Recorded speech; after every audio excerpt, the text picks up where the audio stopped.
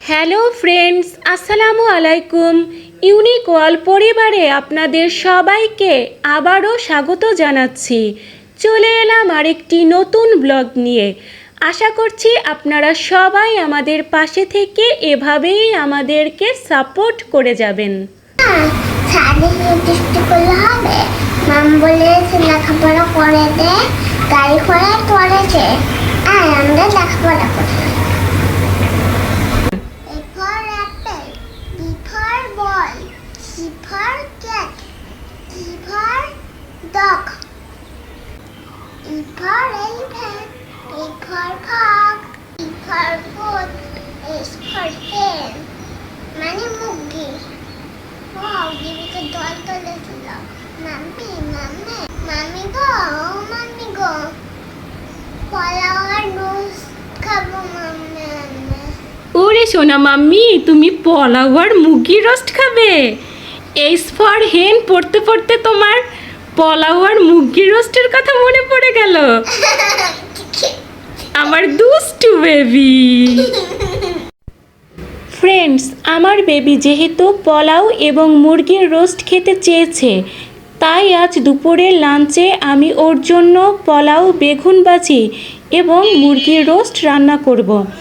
আমার বেবি সবসময় মুরগির রান খেতে বেশি পছন্দ করে, কিন্তু পুষ্টিবিদদের মতে মুরগির এক এক অংশের টেস্ট এক এক রকম এবং নিউট্রিশনও আলাদা।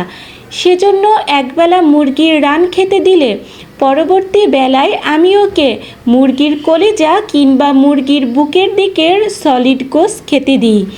এতে করে আমার বেবি আলাদা টেস্ট এবং পাশাপাশি আলাদা নিউট্রিশনও পাবে।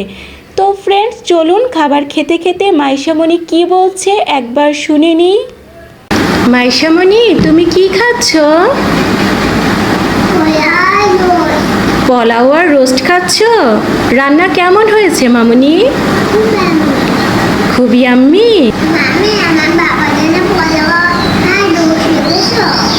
তোমার বাবার জন্য পোলাও আর রোস্ট রেখেছি কি না?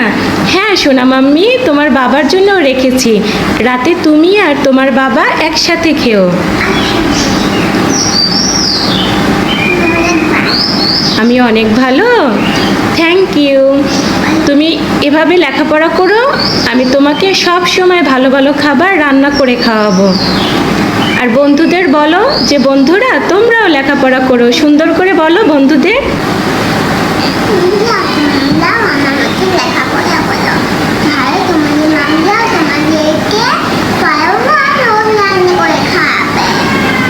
আমার ভিডিও ভালো লাগলে